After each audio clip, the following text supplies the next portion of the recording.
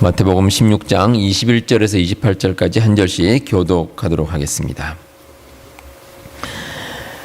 이때로부터 예수 그리스도께서 자기가 예루살렘에 올라가 장로들과 대제사장들과 서기관들에게 많은 고난을 받고 죽임을 당하고 제3일에 살아나야 할 것을 제자들에게 비로소 나타내시니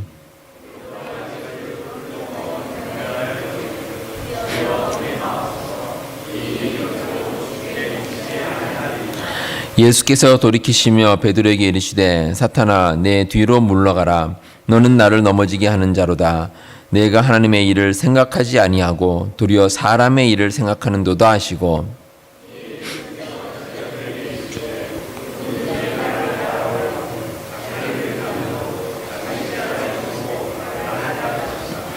누구든지 제 목숨을 구원하고자 하면 잃을 것이요 누구든지 나를 위하여 제 목숨을 잃으면 찾으리라.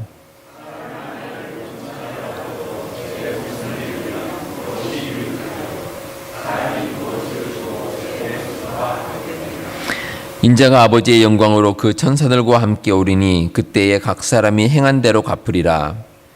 진실로 너에게 이르노니 여기 서 있는 사람 중에 죽기 전에 인자가 그 왕권을 가지고 오는 것을 볼 자들도 있느니라.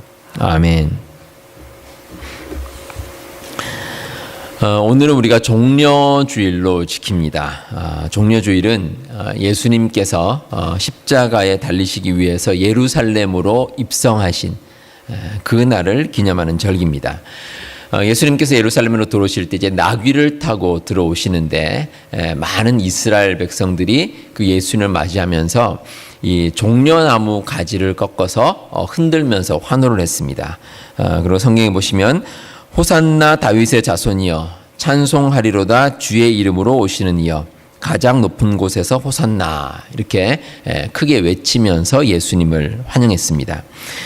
이렇게 이스라엘 백성들이 예수님을 환영할 때 이제 종려나무 가지를 흔들고 환영을 했기 때문에 그래서 이제 종려주일이다 이렇게 얘기를 합니다. 그래서 영어로도 종려주일을 팔m 선데이 이제 그렇게 이야기를 합니다.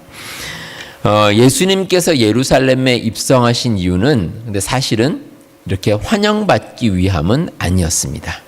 환영을 받는 게 아니라 오히려 십자가를 지시기 위해서 그 일을 감당하기 위해서 예루살렘에 들어오셨습니다. 우리가 십자가를 생각할 때 뭐 여러 가지 생각이 들게 됩니다. 근데 가끔 보면 이제 우리 여자분들 가운데는 그 십자가 목걸이 하시는 분 계시죠. 예. 요즘은 남자분들도 가끔 목걸이를 하시는데 여자분들 가운데 십자가를 이제 목걸이를 하시는 분들 계십니다. 우리 교회 제 방에 가보니까 십자가 나무 목걸이 조그만 게 몇 개가 있더라고요. 그래서 제가 알아보니까 과거에 이제 교회에서 선물로 드린 그런 십자가였습니다. 우리가 십자가 목걸이를 하고 다니면 좀 느낌이 아무래도 다릅니다. 좀 특별한 느낌이 들기도 하고 또 몸가짐에 조심을 하기도 하고 그렇습니다. 근데 우리가 이 십자가를 목에 달고 다니는 것과 십자가를 지는 것은 다릅니다. 서로 좀 다릅니다. 물론 같은 십자가지만 십자가를 목에 걸고 다니는 것은 그래도 내 마음대로 할 여지가 있습니다. 내가 뭐 목에 걸고 마음대로 다닐 수 있고 또 움직일 수 있는 그런 여지가 있습니다. 그런데 십자가를 지는 것은 다릅니다. 십자가는 다시 말하면 내가 매달리는 겁니다. 그러니까 십자가를 진다는 것은 내가 십자가에 끌려가는 것이고 마지막에는 그 십자가에 내가 달리는 것. 이게 바로 십자가를 지는 겁니다. 그러니까 우리가 목에 거는 십자가와 십자가를 지는 것은 분명히 다르다는 겁니다. 자, 그럼 여러분들께 제가 질문을 하나 드리겠습니다. 우리가 예수님의 십자가, 그 십자가를 진다는 것, 이게 쉬운 일일까요? 아니면 어려운 일일까요? 제가 분명히 십자가는 이 목에 걸고 다니는 것과는 다르다고 말씀을 드렸습니다. 지는 것은 다릅니다. 그러니까 분명히 이게 쉽지 않다는 것을 제가 이제 은연중에 여러분들에게 말씀을 드린 겁니다. 십자가를 지는 것은 쉽지 않습니다. 참 어렵습니다. 예수님의 제자들도 그랬고 우리도 마찬가지입니다. 이유가 두 가지입니다. 첫 번째로 십자가를 지는 것은 우리에게 이익이 되지 않는 것이기 때문입니다. 예수님의 제자들이 십자가를 지는 것, 예수님께서 십자가 지는 것을 강력하게 거부했습니다. 그래서 예수님께서 십자가 진다고 하시자 예수님 그렇게 하시면 안 됩니다. 그럴 수 없습니다. 이렇게 얘기를 했습니다. 그 이유가 사실은 예수님께서 지신다는 것에 대한 두려움이나 또 어려움 이런 것도 있었지만 사실은 자기들 위해서 그렇습니다. 자기들 위해서. 예수님께서 십자가를 지시면 자기들에게 이익이 되지 않기 때문입니다. 그래서 제자들이 예수님께 십자가를 지지 말아달라 이렇게 부탁을 드린 겁니다. 마태복음 20장에 보시면 야고보와 요한의 어머니가 예수님께 요청을 하는 장면이 나옵니다. 사실 요청이라고 하는데 이게 청탁에 가깝습니다. 주의 나라에서 하나는 주의 우편에 하나는 주의 좌편에 앉게 해 주십시오. 이게 요청이었습니다. 그러니까 야고보와 요한이 나중에 예수님께서 잘 되시면 소위 말해서 세상적으로 성공하시면 우리 두 아들이 한 자리 좀 했으면 좋겠습니다. 이게 예수님께 요청을 드린 겁니다. 근데 이 요청을 하는 장면에서 다른 열제자들의 반응이 참 흥미롭습니다. 마태복음 20장 24절에 보시면 열제자가 듣고 그 두 형제에 대하여 분히 여기거늘 이렇게 기록이 되어 있습니다. 분히 여겼다. 이게 무슨 뜻이겠습니까? 다른 제자들도 똑같이 생각을 했다는 겁니다. 우리도 예수님이 나중에 잘 되시면은 그러면 우리도 그 덕에 한 자리 할 수 있겠다 이렇게 생각을 했는데 야고보와 요한이 가르치려고 하니까 화가 난 겁니다. 이 예수님의 제자들이 뭔가를 위해서 싸운 것이 한두 번이 아닙니다. 누가복음 22장 24절에 보시면 또 그들 사이에 그중 누가 크냐 하는 다툼이 난지라 이런 말씀이 있습니다. 근데 여기서 중요한 말이 또라는 말입니다. 또. 그러니까 예전에도 싸웠고 지금도 싸우고 계속해서 싸운다는 겁니다. 왜 싸우겠습니까? 서로 크게 되기 위해서. 그러니까 이런 제자들이 십자가를 지겠습니까? 그만큼 어렵다는 겁니다. 왜냐하면 나의 이익이 되지 않기 때문에. 십자가는 이익이 되지 않습니다. 그래서 지는 것을 꺼려합니다. 우리가 십자가를 지기 어려운 두 번째 이유가 있습니다. 십자가는 죽음의 상징이기 때문입니다. 죽음의 상징입니다. 고대 로마 사회에서 원래 십자가는 이 형벌 가운데 하나였습니다. 형벌이 중에 하나였고 또 십자가에 달리면 무조건 죽게 돼 있습니다. 모든 사람이 죽습니다. 그런데 참 비참한 형벌이고 또 패배의 상징입니다. 그래서 원래 십자가는 이 과거에는 누구에게 보여주고 싶은 것이 아니었습니다. 그 여러분들이 이 십자가 목걸이를 하시면서는 이 누군가에게 보여주려는 그런 모습이 있지만, 근데 실제로 십자가는, 원래 십자가는 이게 창피한 겁니다. 창피한 거. 조롱의 상징이고 비참함의 상징입니다. 그래서 제자들도 마찬가지였습니다. 제자들도 예수님께서 십자가를 지신다, 그 말씀을 듣고 그 마음 가운데 이 절망이 가득했습니다.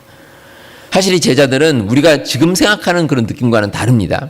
예수님을 따라다니는 이유가 나중에 자기들이 잘 되기 위해서, 그렇게 따라다녔는데 그 예수님이 십자가를 지시겠다 그렇게 말씀하시니 이거 뭐 할 말이 없습니다. 그 예수님 십자가를 지시면 안 됩니다. 그 십자가는 절망의 상징이고 죽음의 상징인데 왜 그런 십자가를 지시려고 하십니까? 이렇게 예수님께 간청을 한 겁니다. 그리고 실제로 예수님께서 십자가를 지시자 이 제자들이 다 도망갔습니다. 예수님께서 골고다로 올라가실 때, 또 나중에 십자가를 지실 때 그 주변의 제자들이 한 사람도 없었습니다. 다 멀찍이 떨어져서 구경만 할 뿐입니다. 왜 그렇습니까? 패배의 상징, 죽음의 상징이 십자가였습니다. 그리고 그 십자가를 보면서 이제 끝났구나, 끝이 났구나, 이게 제자들의 생각이었다는 겁니다. 자, 그렇다면 우리는 어떨까? 우리는 십자가를 질 수가 있을까? 여러분께 한 가지 더 질문을 드립니다. 우리가 십자가를 질 수 있겠습니까? 그 예수님이 지신 십자가, 그 십자가를 여러분들도 지실 수 있습니까? 제가 결론부터 말씀을 드리겠습니다. 우리는 십자가를 질 수 없지만, 그러나 십자가를 질 수 있습니다. 자, 이게 무슨 뜻인지 이해가 되십니까? 우리는 십자가를 질 수 없습니다. 그런데 질 수 있습니다. 우리가 십자가를 질 수 없는 이유가 있고 십자가를 질 수 있는 이유가 있습니다. 십자가를 질 수 없는 이유는 많습니다. 그 중에서 세 가지를 정리해 보면 가장 중요한 이유가 우리 자신을 부인해야 되기 때문입니다. 예, 나를 부인하는 것. 그런데 이게 어렵습니다. 그래서 십자가를 지기가 힘듭니다. 모든 인간은 본능적으로 이기적입니다. 참 이기적입니다. 그 이솝우화 가운데 곰과 나그네란 제목의 이야기가 있습니다. 아마 여러분들 잘 아실 텐데 그 두 친구가 이제 숲속을 가다가 곰을 만났습니다. 그러자 한 친구는 재빨리 나무로 올라갔습니다. 그리고 나무로 미처 피하지 못한 친구는 땅바닥에 확 엎드려서 죽은 채 했습니다. 그 이제 곰이 와가지고 그 죽은 채 한 친구 옆에 가서 끙끙거리다가 그냥 가버렸습니다. 그러자 이제 곰이 지나가자 나무에서 이제 친구가 내려왔습니다. 그리고 이제 물어봤습니다. 곰이 혹시 자네한테 뭐라고 하던가? 이게 끙끙거리니까 무슨 말을 하는 줄 알고. 예. 그러니까 이제 그 죽은 채하고 엎어졌던 친구가 그렇게 얘기를 하죠. 곰이 이렇게 말하더군. 위험할 때 혼자 살겠다고 도망치는 친구하고는 다시는 사귀지 말라고. 예. 이제 그런 이제 이솝우화가 있습니다. 근데 인간이 그렇습니다. 사실 우리가 잘 생각해 보면 그 나무 위로 도망한 친구, 그 친구가 우리의 모습과 똑같습니다. 우리가 그렇습니다. 참 사람들이 이기적이고 자기 생각이 먼저입니다. 제가 잘 아는 어떤 분이 이런 말씀하셨습니다. 한 번 이제 주일 예배를 드리는데 그 옆에 앉아 있는 아내의 가방에서 휴대전화가 막 울리기 시작했습니다. 그 이제 그 옆에 있는 그 아내가 가방을 열고 휴대전화를 찾았는데 이 사람이 급하다 보니까 찾을 수가 없습니다. 이 도대체 어디 들었는지 모르겠습니다. 복잡해서. 그런데 갑자기 그 아내가 어떻게 했는지 아십니까? 그 가방을 옆에 있는 남편에게 휙 던져버렸습니다. 그 남편이 그 가방을 받았죠? 예. 받으니까 사람들이 시선이 어디로 가겠습니까? 남편에게로 다 쏠리는 겁니다. 예. 그 이제 남편이 어떻게 하겠습니까? 그 가방을 열고 이제 자기가 뒤져가지고 겨우 이제 휴대전화를 찾아내고 그 휴대전화를 껐다고 합니다. 그리고 나서 하시는 말씀이 아내가 그렇게 이기적인 사람인지 몰랐습니다.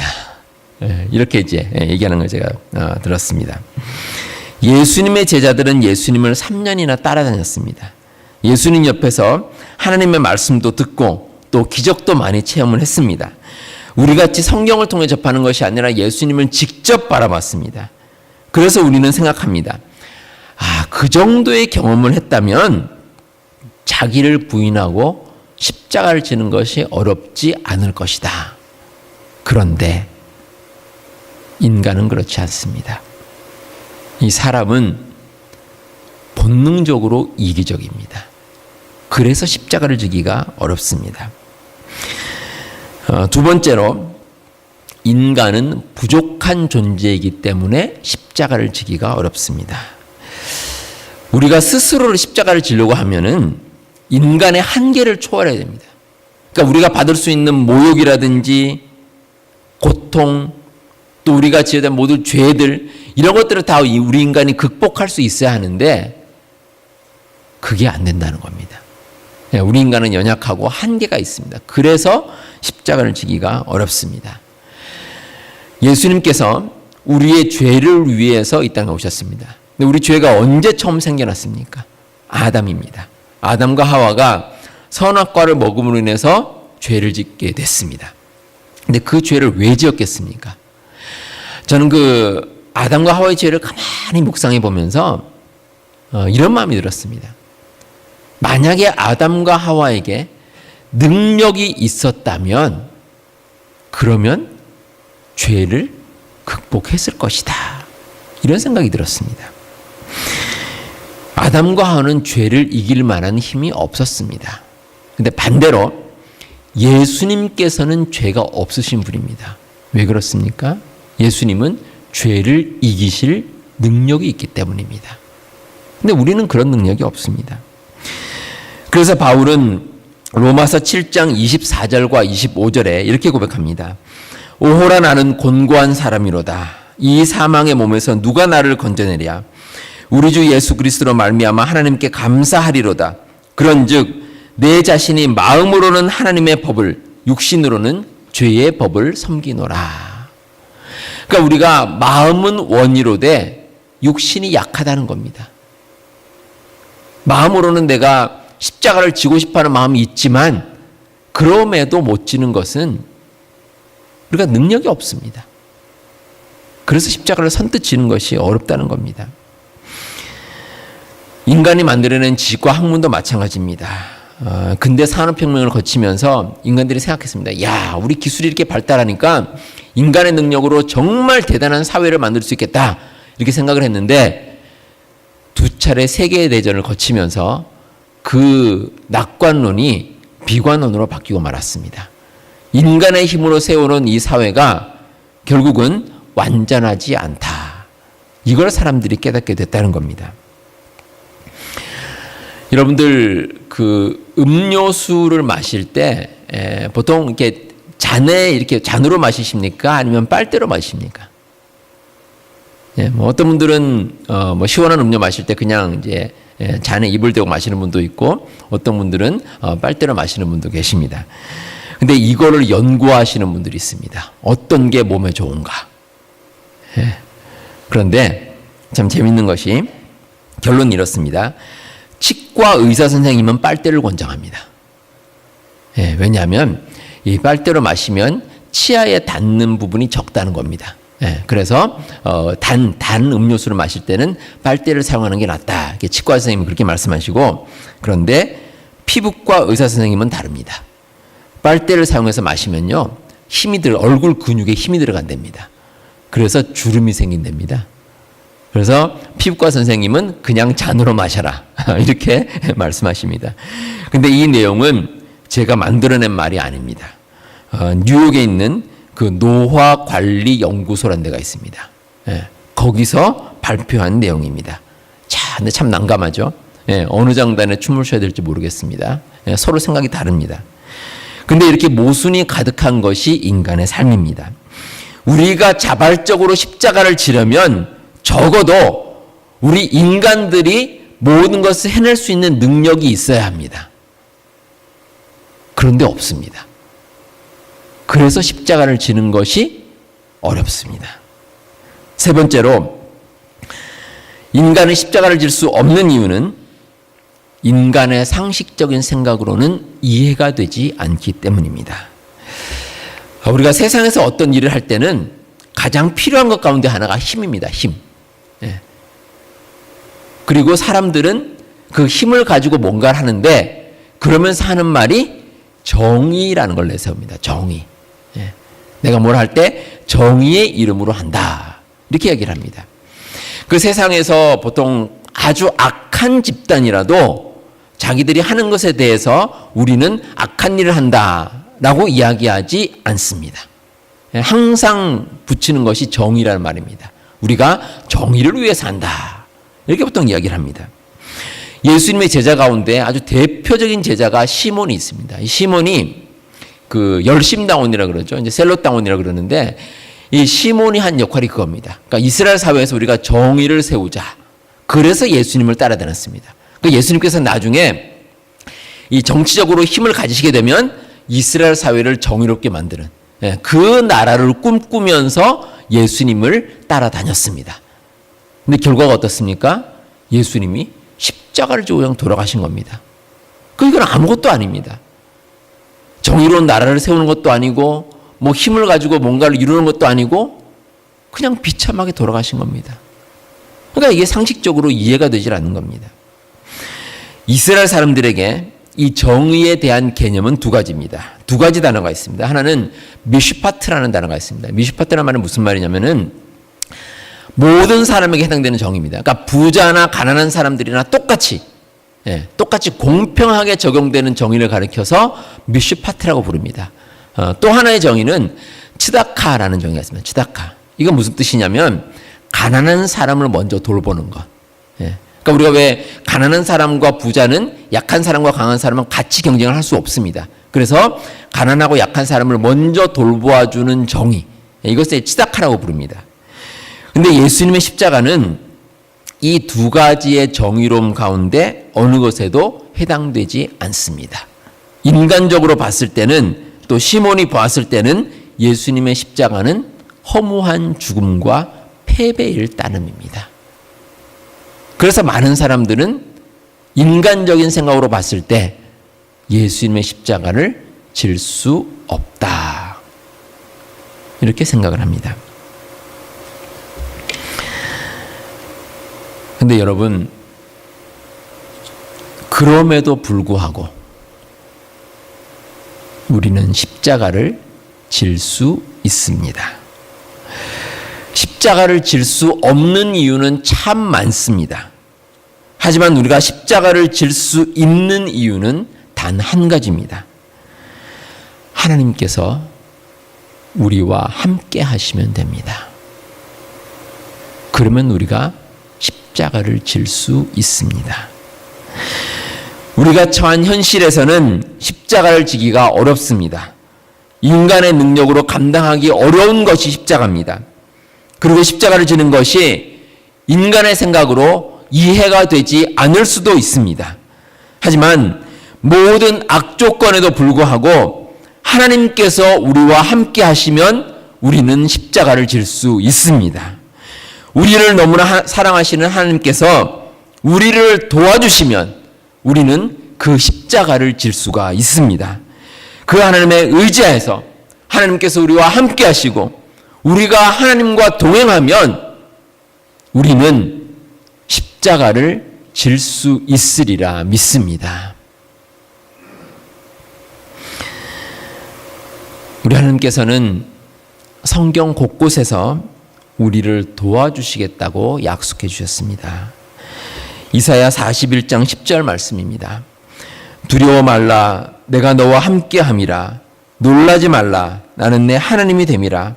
내가 너를 굳세게 하리라. 참으로 너를 도와주리라. 참으로 나의 의로운 오른손으로 너를 붙들리라. 여러분들 이 말씀 믿으십니까?